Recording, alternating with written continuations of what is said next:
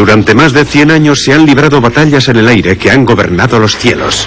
Si no tienes supremacía aérea, tienes un problema.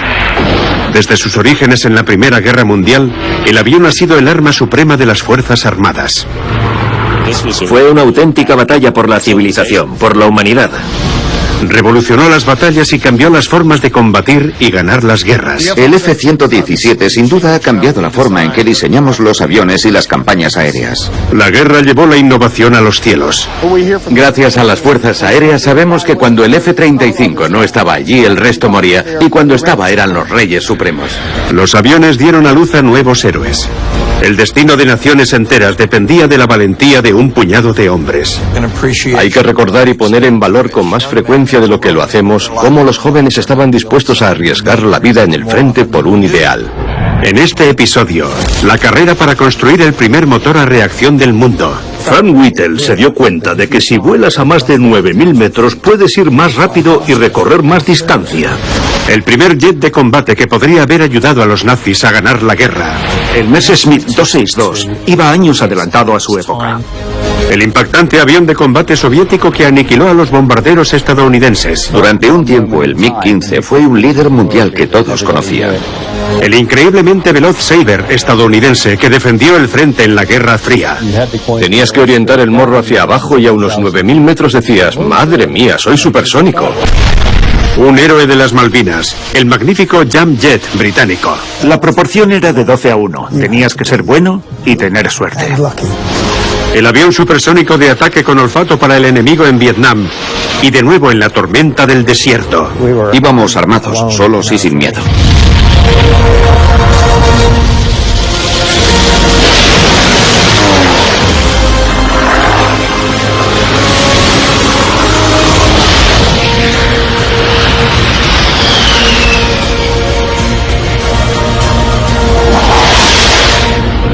Aviones de combate.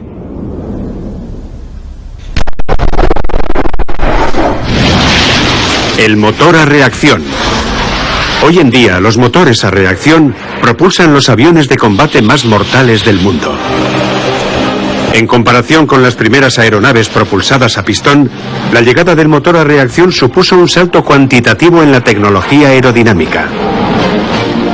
Permitió que los aviones de combate volaran más rápido, más lejos y más alto que nunca. Me encantaba porque era rápido, y correr significa vivir. Me gustaba lo potente que era. Tenía un dispositivo de poscombustión de 5 etapas que te daba mucha potencia de aceleración. Los cielos ya no tenían límites.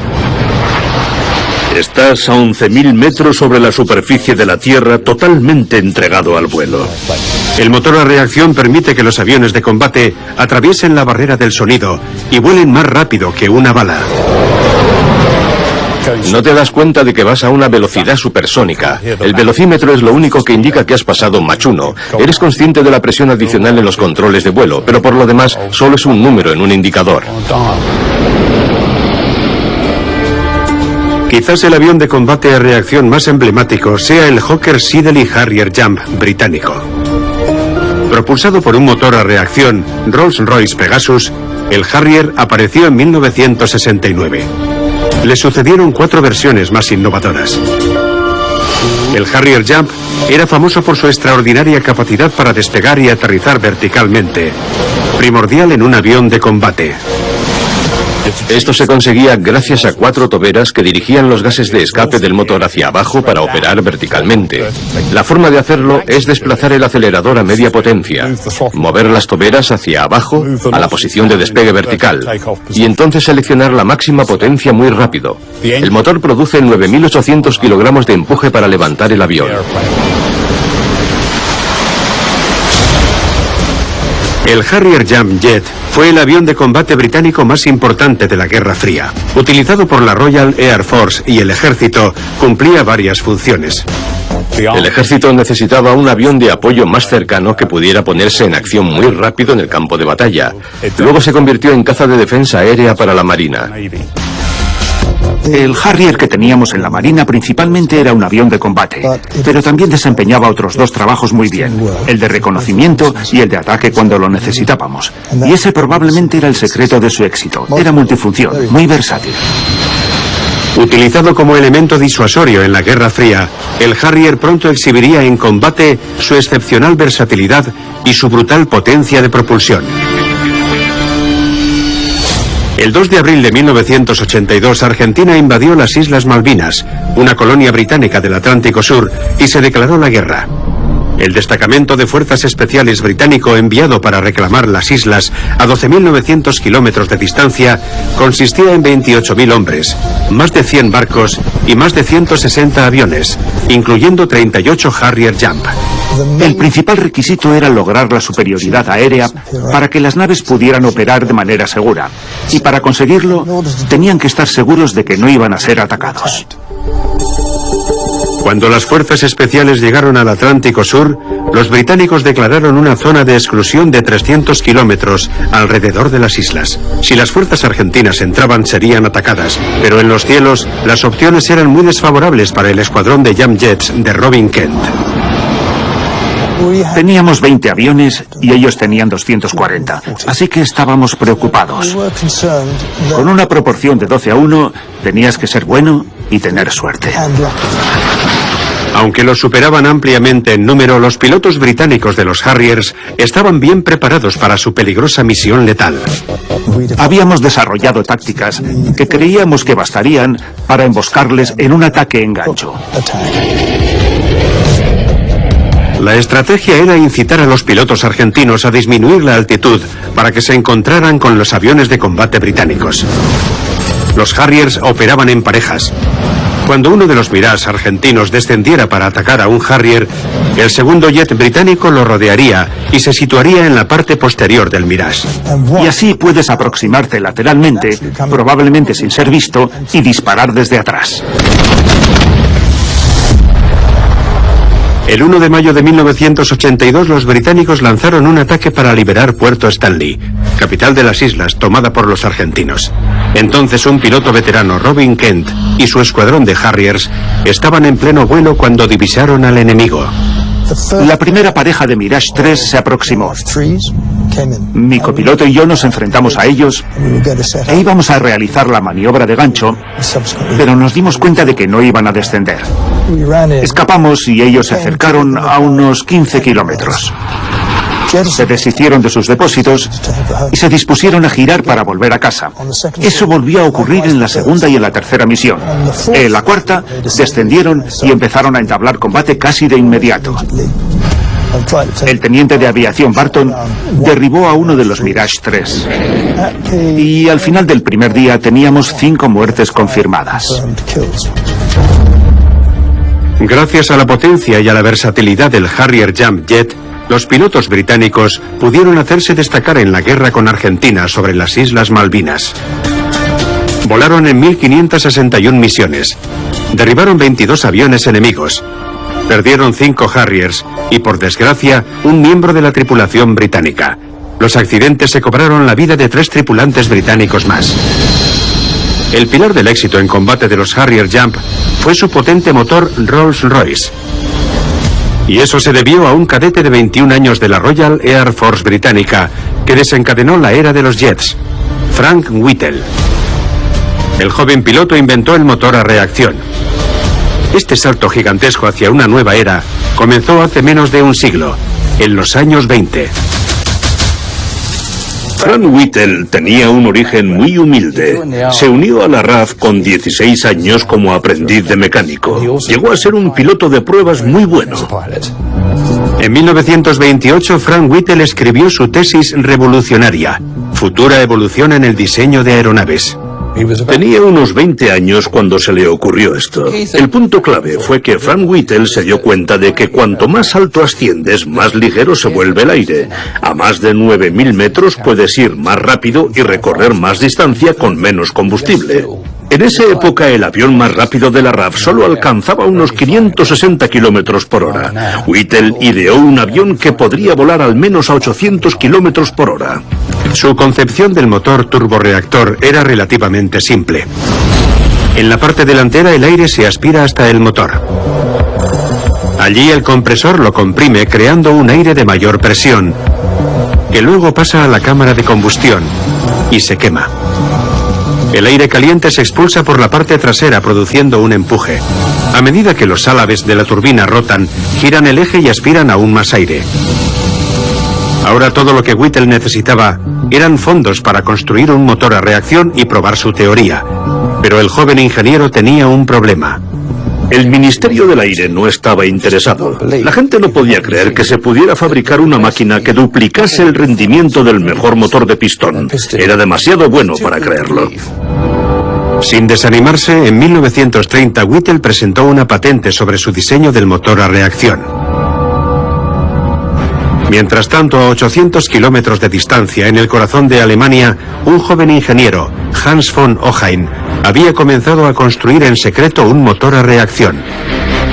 El Reino Unido no estaba al tanto de todos estos avances de Alemania, pues lo mantuvieron en secreto. Von Ohain admitió en su biografía que había estudiado el trabajo de Frank Whittle, ya que sus ideas de un motor a reacción eran de dominio público.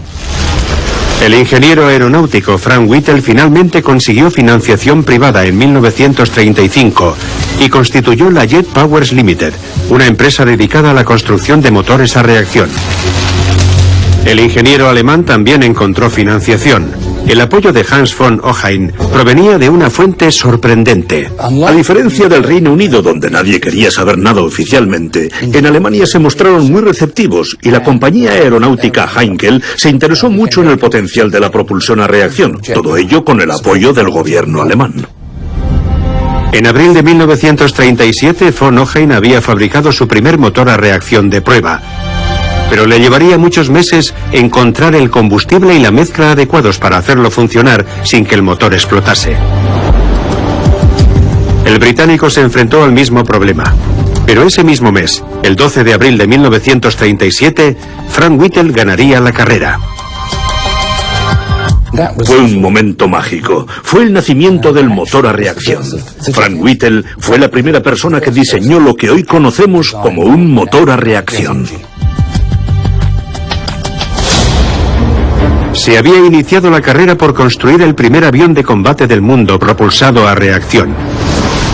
Días después de Whittle, en Alemania, Hans von Ohain también ejecutó con éxito su primer motor a reacción, y entonces se dispuso a construir un avión a reacción. Al mismo tiempo, Frank Whittle era refrenado. El Ministerio del Aire no quería gastar dinero en una nueva tecnología desconocida y de precio incalculable. La industria se conformaba fabricando motores de pistón. Trataban de construir muchos Spitfires y Hurricanes y otros aviones por el estilo, porque barruntaban que podía haber una guerra en unos pocos años y no querían perder el tiempo.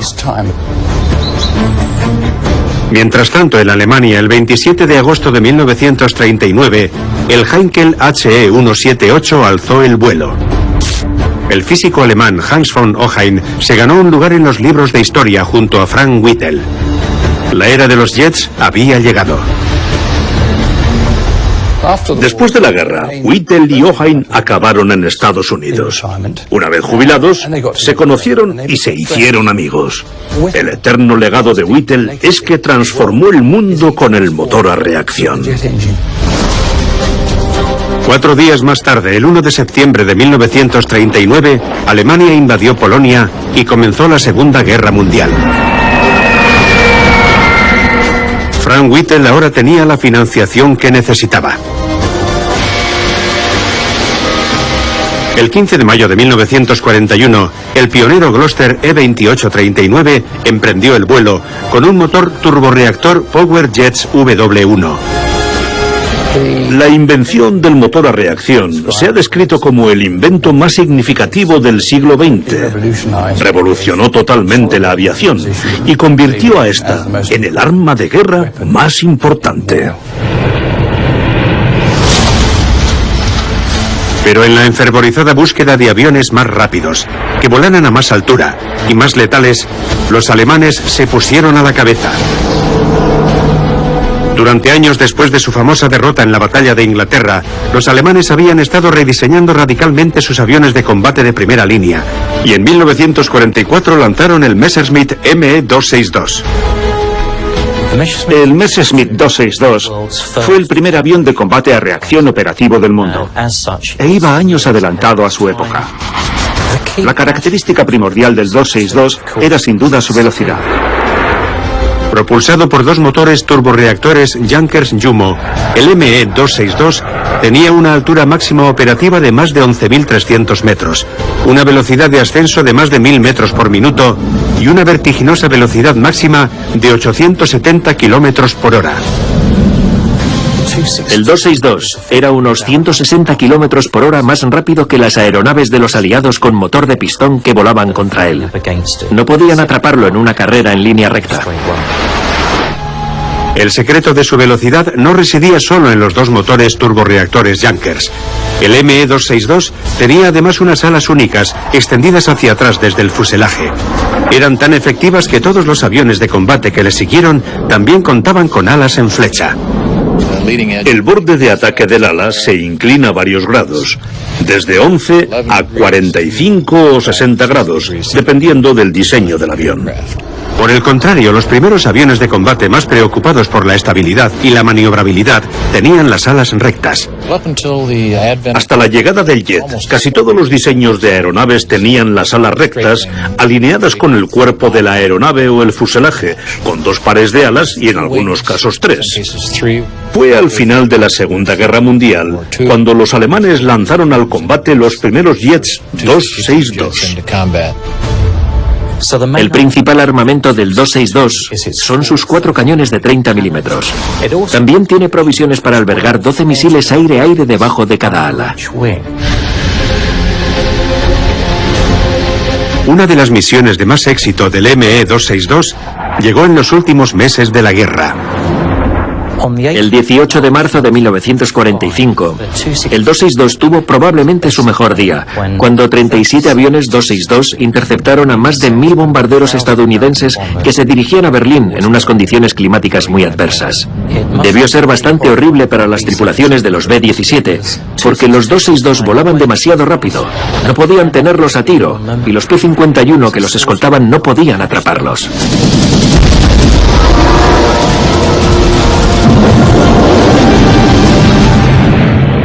Los ME-262 alemanes habían ganado aquel día. Se las arreglaron para derribar a 24 B-17 y a varios cazas de escolta con la pérdida de solo 2 262.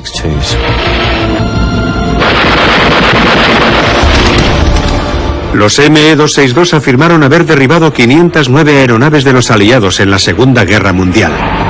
Pero el jet de combate alemán llegó demasiado tarde para cambiar la situación en favor de los nazis.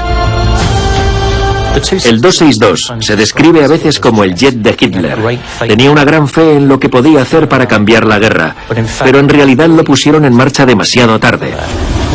Para entonces los cielos estaban plagados de aviones americanos, por lo que independientemente de lo que el ME-262 pudiera hacer, se verían totalmente superados en el cielo.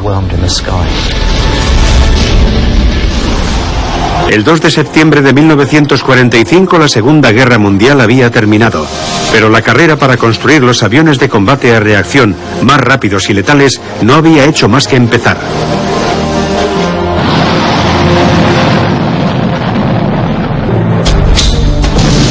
En los años 50 se estaba caldeando un nuevo conflicto que enfrentaría a Estados Unidos contra la Unión Soviética: la Guerra Fría. Primero se enfrentaron en Corea, en el sudeste asiático. La que fuera colonia japonesa antes de la guerra había sido ocupada desde la Segunda Guerra Mundial por las dos superpotencias y estaba dividida por la mitad. La península de Corea se divide efectivamente entre los comunistas del norte y los no comunistas del sur.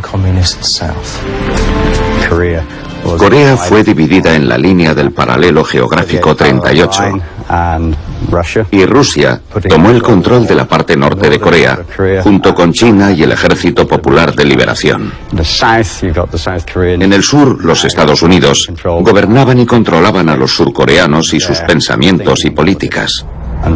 Y a partir de ese momento estalló un conflicto por ver quién controlaría realmente todo el territorio coreano. El 25 de junio de 1950, los norcoreanos cruzaron la línea. En 1950 los norcoreanos empezaron a avanzar hacia el sur. Atravesaron el paralelo 38. En ese instante fue cuando comenzaron de verdad los primeros combates de la Guerra Fría. En 2 meses, antes de que Estados Unidos pudiera reunir sus fuerzas, el ejército de Corea del Sur había sido relegado a una esquina del país, un enclave denominado el Perímetro de Pusan.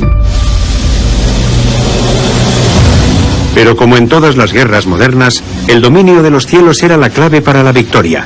Para lograrlo, Estados Unidos y sus aliados de la ONU necesitaban desplegar los aviones más grandes y rápidos, con los motores más potentes que pudieran conseguir. El contraataque de Estados Unidos se produjo en otoño de 1950. Fue encabezado por el Boeing B-29 Superfortress, un bombardero con motor de pistón que unos cuantos años antes había ayudado a poner fin a la Segunda Guerra Mundial. En septiembre, las fuerzas de las Naciones Unidas, lideradas por Estados Unidos, aterrizaron en masa en Incheon y gracias al apoyo aéreo cercano, llevaron a los comunistas de regreso a las fronteras de China. Los Estados Unidos tenían superioridad aérea con el bombardero B-29 y su largo alcance. Disponían de unas tripulaciones y unos pilotos muy competentes y unas aeronaves bien armadas. Estaban acostumbrados a los bombardeos ininterrumpidos, pero de repente esa cosa nueva los había atacado y los había traspasado. La artillería de la estación del B-29 ni siquiera había visto al avión aproximarse. No podía reconocer qué era. El piloto del B-29 no podía identificar de qué se trataba. Estaba allí y de repente desaparecía. Pasaba muy rápido. Lo que acababa de suceder en esos aterradores segundos era que los MiG-15 se habían abierto paso sobre ellos. Ahora estaban en combate y eso transmitía una perspectiva bastante aterradora para la tripulación de un B-29. En la carrera por la supremacía aérea, los comunistas y sus MiG acababan de tomar la delantera. Los MiG-15 conmocionaron al mundo de la aviación. Nadie estaba lo bastante preparado para ver a los veloces, sigilosos y maniobrables MiG-15 con sus alas en flecha en su llegada a Corea. Esto supuso un enorme salto hacia adelante. El revolucionario cambio radical del MiG fue aprovechar el corazón de cualquier jet, que es su motor a reacción. Y el potentísimo motor Klimov RT-45 del MiG fue lo que realmente marcó la diferencia. En los MiG-15 de fabricación soviética, el potente motor turborreactor casi duplicaba la velocidad máxima de cualquier otro avión de combate. A más de 1000 kilómetros por hora, el MiG era el mejor de su clase. El MiG-15 es capaz de alcanzar velocidades justo por debajo del Mach 1. Básicamente lo que hace el MiG-15 es implementar un nuevo diseño de alas en flecha muy eficiente para altas velocidades subsónicas y lo combina con armamento pesado, un cañón de 37 milímetros y 2 cañones de 23 milímetros y un motor a reacción fiable. Así que cuando surcaban los cielos de Corea, los B-29 se encontraban en serios apuros. Los B-29 habían tenido un acceso bastante tranquilo a ese espacio aéreo y podían llevar a cabo bombardeos estratégicos de manera muy efectiva hasta que llegó el MiG-15. Podía alcanzar una altitud de 15.250 metros. Estas aeronaves podían ahora abalanzarse en picado y realizar ataques muy efectivos contra los B-29. Al comienzo de la guerra, estos MiG-15 eran pilotados por pilotos rusos, veteranos de la Segunda Guerra Mundial con mucha experiencia, por lo que conocían bien el combate aéreo y causaban estragos.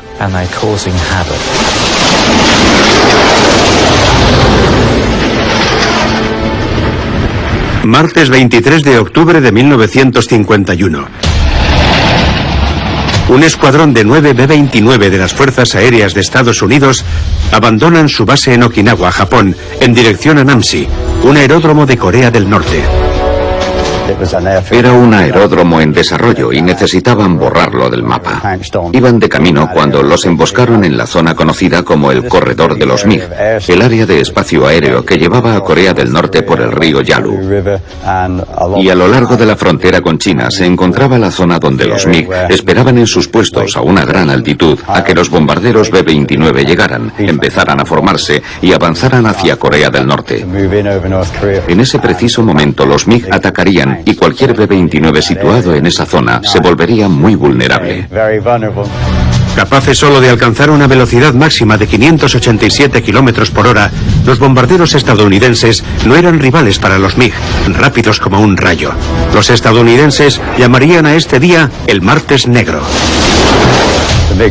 Los MiG-15 podían descender en picado y atacar a los B-29 en oleadas sin ningún obstáculo para arremeter contra ellos a su voluntad.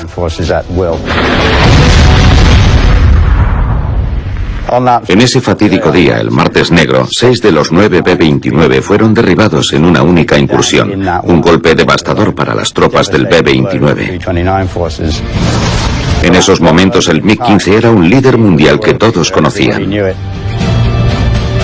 Por increíble que parezca, el secreto que había detrás del éxito del MiG era que el motor Klimov en realidad era un motor a reacción Rolls-Royce.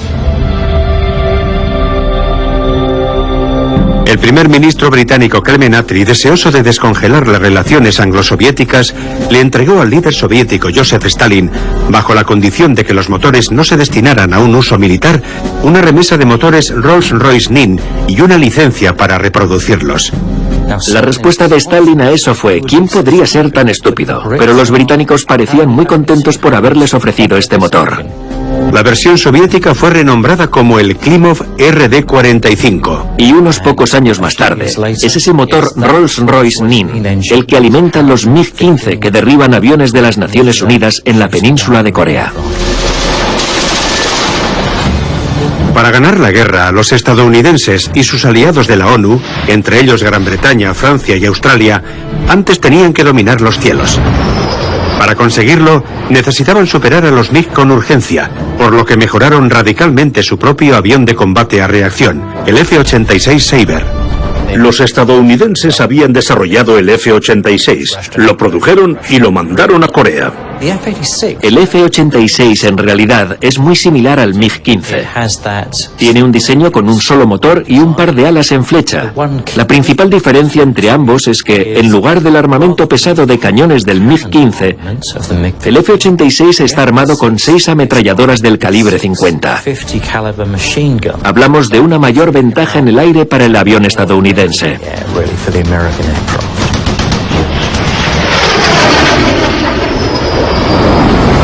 Propulsado por un motor turborreactor de General Electric J-47, la versión final del F-86 utilizada en Corea tenía 2.360 kilogramos de empuje y una velocidad máxima de 1.100 kilómetros por hora. Eso lo hacía más rápido que el MiG, y en un descenso en picado, el F-86 estadounidense podía alcanzar una velocidad supersónica, más rápido que la velocidad del sonido. Este es el jet norteamericano F-86 Sabre, construido en 1952. Hicieron poco menos de 10.000 F-86 en varios modelos. Cada modelo del F-86 aportaba mejoras tecnológicas diseñadas para dar a los pilotos estadounidenses una ventaja en el combate. Es un avión icónico, fue pionero en muchos aspectos. Fue el primer jet con alas en flecha que tuvieron los aliados. Con sus alas en flecha inclinadas a 35 grados, la amortiguación extrema experimentada cuando un avión se acerca a una velocidad supersónica se disipa y las alas del avión permiten alcanzar una velocidad de Mach y romper la barrera del sonido. Tenías que elevarte hasta los 12.200 metros, rotar hasta ponerte del revés y orientar el morro hacia abajo, y a unos 9.000 metros finalmente atravesarías la velocidad del sonido y decías: ¡madre mía, soy supersónico! Gracias a su gran velocidad, el F-86 Sabre estadounidense le llevaba ventaja al MiG soviético. Pero el MiG tenía una mayor movilidad y podía ascender más rápido que el Sabre. En un combate aéreo esas habilidades eran vitales. El F-86 desarrolló muy rápido lo que Estados Unidos necesitaba para estar a la altura de los MiG. En la batalla para vencer a los MiG, los diseñadores estadounidenses modificaron ingeniosamente la sección de cola del Sabre. El F-86 original era rígido. Entonces a alguien se le ocurrió la brillante idea del estabilizador. En los modelos E y F, todo el estabilizador horizontal se mueve. Equipado con un estabilizador único en la cola, el Sabre era ahora mucho más maniobrable y, lo que es más importante, podía correr, girar y descender en picado más rápido que un MiG. Si tuviera que comparar directamente las aeronaves, creo que el F-86 podía tener una ligera ventaja, dado que puede descender en picado a Mach 1, cosa que el MiG no puede hacer. Pilotarlo produce una gran satisfacción. El empuje del motor frente al peso del avión aporta mucha velocidad y ligereza. Creo que fue uno de los últimos aviones divertidos de volar. El Jet Sabre fue aligerado al máximo para la acción. No dispone de una cabina presurizada y tienes que estar con oxígeno todo el tiempo. El 50% de la influencia de la atmósfera de la Tierra desaparece a los 5.500 metros. A 12.000 metros el oxígeno es muy escaso, es un ambiente muy hostil, con temperaturas de hasta 40 y 50 grados bajo cero. Los principales bombarderos aliados de Estados Unidos y la ONU atacaban estratégicamente a los objetivos de Corea del Norte, y la tarea de los F-86 era proporcionar protección a los bombarderos en las incursiones a lo largo del corredor de los MiG. Los MiG alcanzaban una altura de 15.000 metros y se lanzaban sobre los F-86 que estaban a su altitud máxima de 13.700 metros. Entonces comenzaba el combate. Jim Shelton, un piloto de un F-86 de las Fuerzas Aéreas estadounidenses durante la Guerra de Corea, vivió en primera persona la impresionante potencia de fuego del Sabre. Tenía ametralladoras del calibre 6,5 y cuando te aproximabas a un objetivo y apretabas el gatillo, parecía que el avión se había detenido mientras disparabas. Propulsado por un motor turborreactor supersónico, el nuevo F-86 dio la vuelta a la situación contra sus adversarios de la Guerra Fría. Los números son discutibles, pero al final del conflicto coreano, los pilotos de los F-86 de Estados Unidos y sus aliados de la ONU afirmaron haber derribado hasta 792 MiG, con una pérdida de solo 78 Sabres. Al final de la guerra, los F-86 prácticamente dominaban los cielos de Corea. El MiG-15 probablemente podría lograr mejores resultados y ascender más rápido que un F-86, pero nuestros pilotos eran mucho más hábiles. Sin embargo, las fuerzas aéreas y los pilotos por sí solos no podían ganar la Guerra de Corea. El 27 de julio de 1953 se firmó un acuerdo de armisticio. El país quedó dividido permanentemente en dos, norte y sur, a lo largo del paralelo 38. En 1960, la Guerra Fría entre Estados Unidos y la Unión Soviética estaba de nuevo latente, y ambos bandos se estaban rearmando rápidamente. Una vez más, un motor a reacción de nueva generación estaba a punto de jugar un papel fundamental. Las Fuerzas Aéreas de Estados Unidos necesitaban un bombardero supersónico de vuelo rasante, y la Marina estadounidense quería un avión de combate que pudiera lanzarse desde un portaaviones para proteger a sus barcos. La respuesta fue el F-111 Airbark Strike Plane de General Dynamics. Era el Cadillac de la flota, así es como yo solía llamarlo. Por su función, por su interdicción, por su largo alcance, era un Cadillac. De sus muchas características destacadas, el F-111 fue el primer avión en tener un ala de geometría variable, o swing. El ángulo de flecha de las alas de geometría variable del F-111 variaba de 16 a 72 grados. Las alas swing del F-111 te brindaban la capacidad de ir rápido durante un ataque o lento durante el aterrizaje. Era fantástico. Para generar la máxima elevación en el despegue, las alas se colocaban en un ángulo de 16 grados de distancia con el fuselaje de la aeronave. Una vez en el aire con el tren recogido y los flaps levantados, nos poníamos a 26 grados en altitud de crucero y cuando descendíamos cambiábamos a 45. A grandes altitudes, para conseguir una velocidad supersónica, las alas se desplazaban hacia atrás hasta 72 grados completos. En el eje de la potencia incomparable del F-111 estaba el TF-30P111 de Pratt & Whitney, el primer motor turboventilador con poscombustión del mundo. Tenía dos y contaba con unos 8.200 kilogramos de empuje por motor. Disponía de motores gemelos que te proporcionaban redundancia por si perdías alguno, lo que de hecho me ocurrió una vez cuando tuve una avería en el conducto del aceite y tuve que apagar un motor. Un turboventilador tiene un motor turborreactor en su núcleo. Lo que lo hace más potente es una cámara adicional que rodea el núcleo. Un enorme ventilador aspira el aire. Tras comprimirse, entra en la cámara de combustión, donde se quema.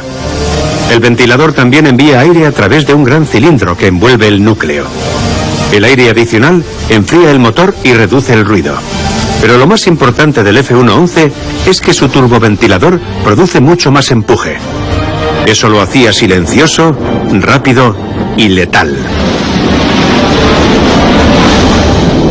A baja altitud, el F-111 podía volar a una velocidad de 1,2 Mach, más de 240 km por hora más rápido que la velocidad del sonido. Y a una gran altitud, alcanzaba la vertiginosa velocidad de 2,5 Mach. Además de la potencia bruta, la eficiencia del combustible adicional proporcionado por los dos motores turboventiladores ampliaba el alcance del F-111. Tenía una excelente capacidad de largo alcance, unos 4.600 kilómetros sin repostar. Cuando Estados Unidos aumentó su presencia militar en Vietnam a mediados de los años 60, desplegaron los F-111. En 1972 se les encomendó la tarea de destruir los aeródromos de Vietnam del Norte, en lo que se conoció como la Operación Linebacker. En Vietnam se conocían como la muerte susurrante porque no podían verlos por la noche o con mal tiempo. No podían oírlos, iban demasiado rápido. Cuando los oían ya no podían mover sus armas o protegerse. Íbamos armados, solos y sin miedo. En Vietnam encontraron su lugar. Volaban muy rápido y a baja altitud, por la noche y con mal tiempo. El F-111 tenía un sistema de radar de rastreo todoterreno de última generación que le permitía ir pegado al suelo. Y una pista de ello era su feo apodo, el Aardvark. Aardvark significa cerdo hormiguero. Si te fijas en el F-111, su morro parece husmear por el terreno igual que un cerdo hormiguero en busca de hormigas. Olfatea en busca de sus objetivos. Para mí es lo más impactante, el radar de seguimiento del terreno que observaba verticalmente y otro radar similar al que se denominó radar de conciencia de la situación que observaba horizontalmente. El récord de combate del F-111 en Vietnam era excepcional. Voló en 4.000 misiones y solo se perdieron 6 Aardvarks. En 1990, cuando el ejército iraquí de Saddam Hussein invadió Kuwait, se inició la Guerra del Golfo. Los aviones de combate a reacción estaban a punto de volverse más decisivos que nunca. Los F-111 fueron de nuevo llamados a la acción. El 17 de enero de 1991 se puso en marcha la Operación Tormenta del Desierto. Entre los activos de Estados Unidos y la coalición había 66 aviones de ataque F-111. Su radar todoterreno y sus habilidades para ir pegado al suelo lo hacían ideal para la tormenta del desierto. Su propósito principal era fundamentalmente acabar con los puestos de defensa aérea y destruir los aeródromos. Reequipados con municiones guiadas por láser y mejoradas digitalmente, los perfeccionados F-111 estaban en la primera línea de ataque. Cuando entraron en combate no solo tenían bombas convencionales, sino también guiadas por láser. Durante la tormenta del desierto, los F-111 fueron enviados a destruir los centros de mando y de control. Para ser una misión de destruir construcciones, llevaban una carga extraordinaria. La bomba se llamaba GB-28, una bomba de 2.300 kilogramos diseñada para el F-111, un arma antibúnker. Tras diezmar los centros de mando y comunicación iraquíes, los F-111 fueron redirigidos al servicio antitanques, con la tarea de acabar con los vehículos blindados. Soltaban las bombas guiadas por láser, justo en el blanco, apuntaban con el láser y lanzaban las bombas. Una bomba, un objetivo. Destruían o inmovilizaban gran parte de su blindaje, eran muy efectivas.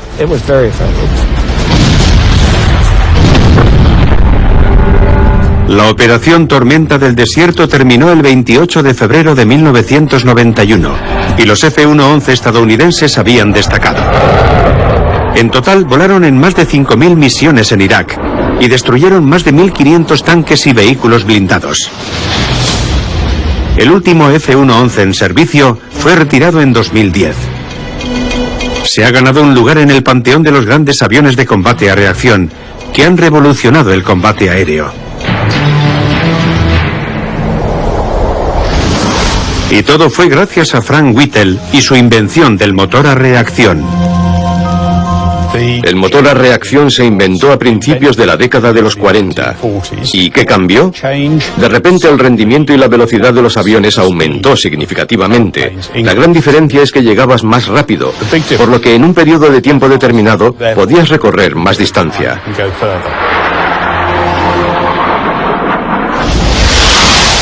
Hoy en día hay unos 20.000 jets militares volando activamente en las fuerzas aéreas de todo el mundo.